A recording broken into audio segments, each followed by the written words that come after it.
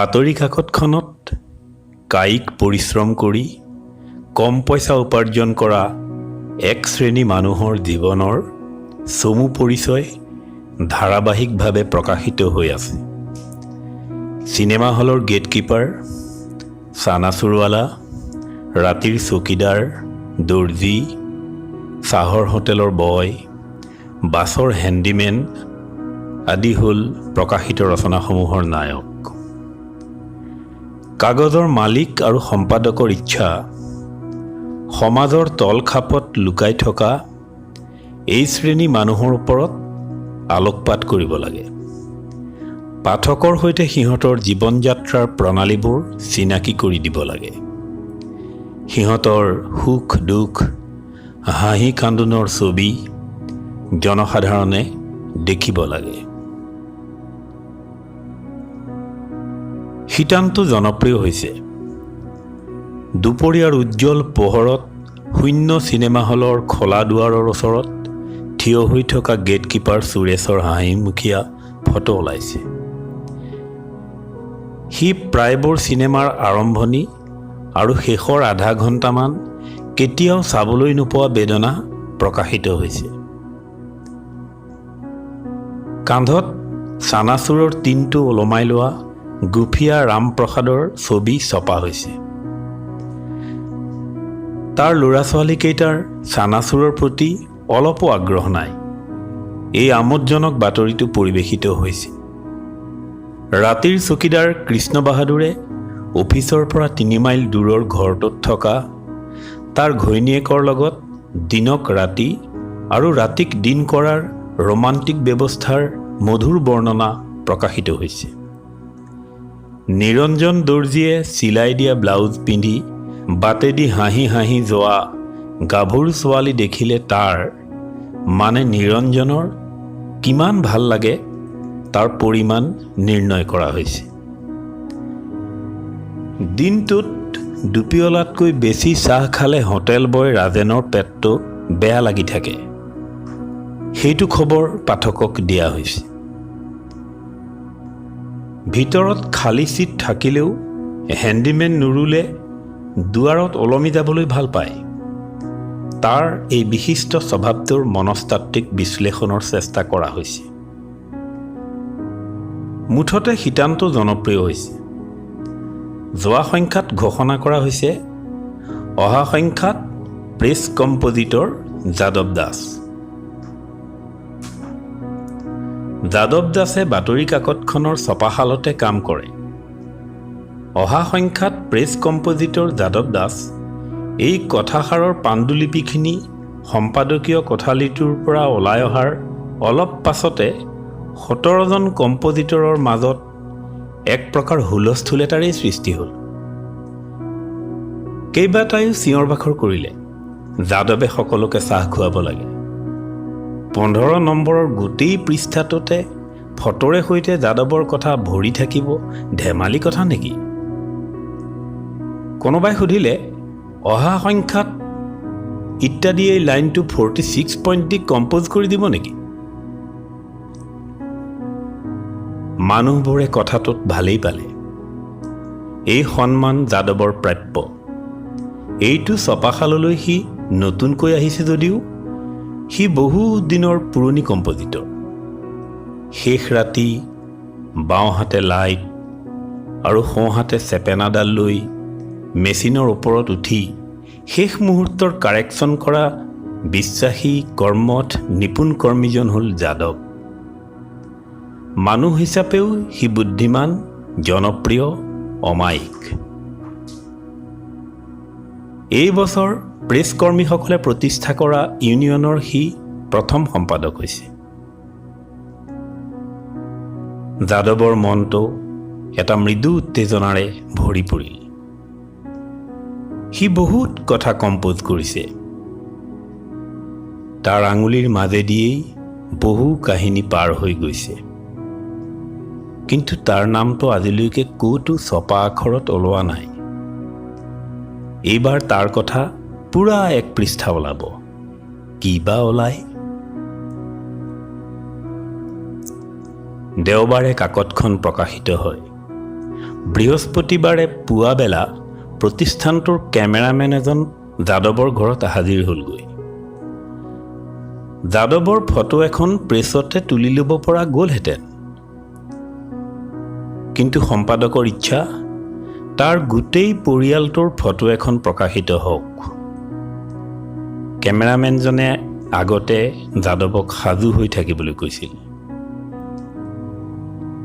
যাদৱৰ নিজৰ সাজু হ'বলগীয়া বিশেষ একো নাছিল, কিন্তু তাৰ ঘৈণীয়েক ৰাতিপুৱাৰ পৰাই নিজক আৰু ল'ৰা ছোৱালীকেইটাক লৈ ব্যস্ত হৈ পৰিছিল।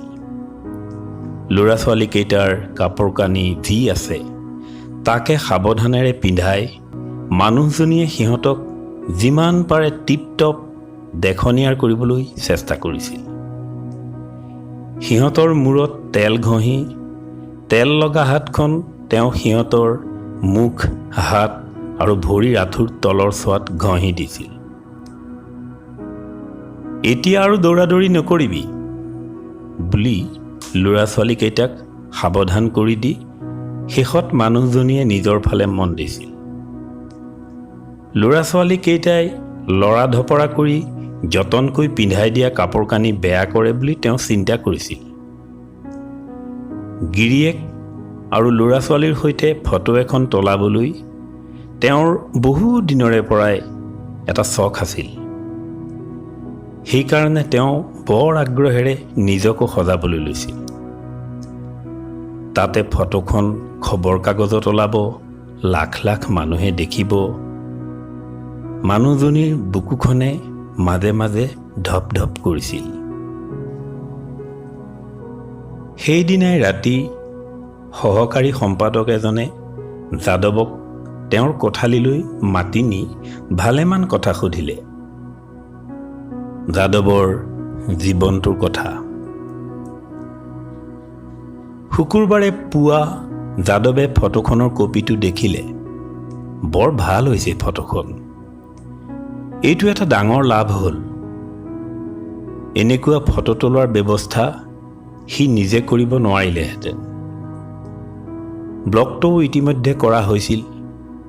গতিকে যাদৱে সহকাৰী সম্পাদকজনৰ পৰা ফটোখনৰ কপিটো খুজি ল'লে। শনিবাৰে সম্পাদকীয় কোঠালীটোৰ পৰা যাদৱৰ জীৱনৰ পৰিচয়ৰ পাণ্ডুলিপিখিনি ওলাই আহিল।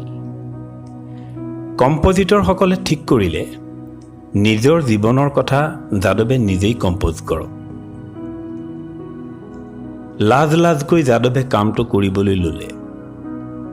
কেছৰ আখৰ সজোৱাৰ আগতে সি গোটেই কথাখিনি এবাৰ পঢ়িবলৈ ল'লে। তাৰ কথা কি লিখিছে জানিবলৈ তাৰ বৰ আগ্ৰহ হৈছিল। আগ্ৰহৰ আতিশয্যত সি অতি কম সময়ৰ ভিতৰতে পূৰা 1 পৃষ্ঠাৰ মেটাৰ পঢ়ি শেষ কৰি পেলালে। কিন্তু পঢ়া শেষ হোৱাৰ পিছ মুহূৰ্ততে তাৰ মুখখন গম্ভীৰ হৈ পৰিল। অলপ সময় স্তব্ধ হৈ বহি থাকি যাদৱে কাম আৰম্ভ কৰিলে। এইবাৰ এটা এটাকৈ আখৰ গোটাই সি লোকে লিখি দিয়া তাৰ জীৱন বৃত্তান্ত কম্প'জ কৰি গ'ল। একোটা শব্দ কম্প'জ কৰোঁতে যিমান সময় লাগে সিমানখিনি সময় সেই শব্দটোৱে তাৰ চিন্তাক আচ্ছন্ন কৰি ৰাখিলে। এটা এটাকৈ তাৰ আঙুলিৰ মাজেদি বাক্যবোৰ পাৰ হৈ গ'ল আৰু প্ৰত্যেকটো বাক্যই তাৰ বিবেকক এটা এটা খোঁচ মাৰি থৈ গ'ল। লাহে লাহে যাদৱৰ অস্বস্তি লাগি আহিল, অশান্তি লাগি আহিল, বিৰক্তি লাগি আহিল। আৰু ৰাতি যেতিয়া সি শেষ শাৰীটোৰ কম্প'জ শেষ কৰি উঠিল তেতিয়া তাৰ খং উঠি গ'ল। মিছা কথা লিখিব কিয়? যাদৱৰ আঙুলিৰ মাজেদি বহু প্ৰখ্যাত মানুহৰ বহু প্ৰখ্যাত ৰচনা সৰকি গৈছে। সেইবিলাকৰ ভিতৰত কিমান সঁচা কথা আছে, কিমান মিছা কথা আছে, সেইবোৰ বিচাৰ কৰাৰ শক্তি সামৰ্থ্য তাৰ নাই। কিন্তু তাৰ নিজৰ জীৱনৰ কথা এটা মিছা ৰূপ লৈ তাৰ আঙুলিৰ মাজেদি সৰকি যাব, এইটো এটা অসহ্য কথা।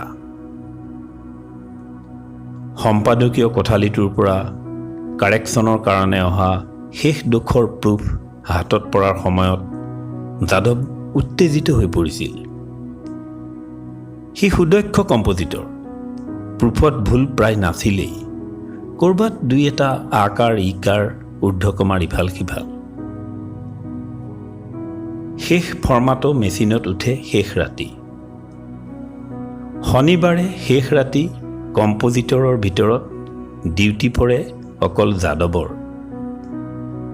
মাজতে সি ভাত খাবৰ কাৰণে 2 ঘণ্টা ছুটি পায়। আজি মাজৰাতি শেষ ফৰ্মাটো বন্ধাৰ ঠিক আগে আগে যাদৱে বাওঁ হাতৰ মুঠিত আখৰ কেইটামান আৰু সোঁ হাতৰ চেপেনাডাল লৈ ফৰ্মাটোৰ কাষ চাপিল। সি এইবাৰ আচল কাৰেকশ্যন কৰিব।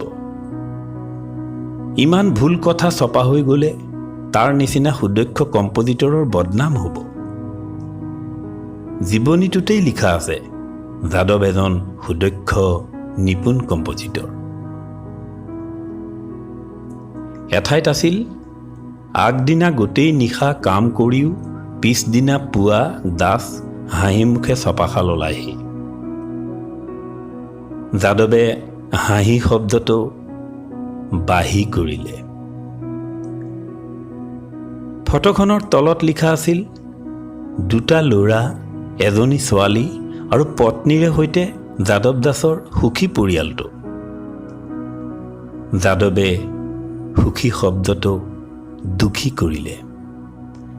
এঠাইত আছিল অলপীয়া উপাৰ্জনৰ সংসাৰখনত দাসৰ পত্নী সদায় সন্তুষ্ট। যাদৱে সন্তুষ্ট শব্দটো সন্ত্ৰস্ত কৰিলে। এঠাইত আছিল যাদৱ দাসে বিশ্বাস কৰে পৰিশ্ৰমৰ সুদীৰ্ঘ অভিজ্ঞতাই এদিন তেওঁৰ সন্মুখত এক নতুন ধৰণৰ পথ মুকলি কৰি দিব। যাদৱে ধৰণৰ শব্দটো মৰণৰ কৰিলে। এঠাইত যাদৱে কামৰ পৰা গৈ ল'ৰা ছোৱালীকেইটাৰ মুখ দেখি শান্তি পোৱাৰ কথা লিখা আছিল। সি শান্তি শব্দটো শাস্তি কৰিলে। ভুল শুধৰণিৰ কাম শেষ কৰি যাদৱে প্ৰথম প্ৰুফৰ কাগজ সোপা জেপত ভৰাই ল'লে।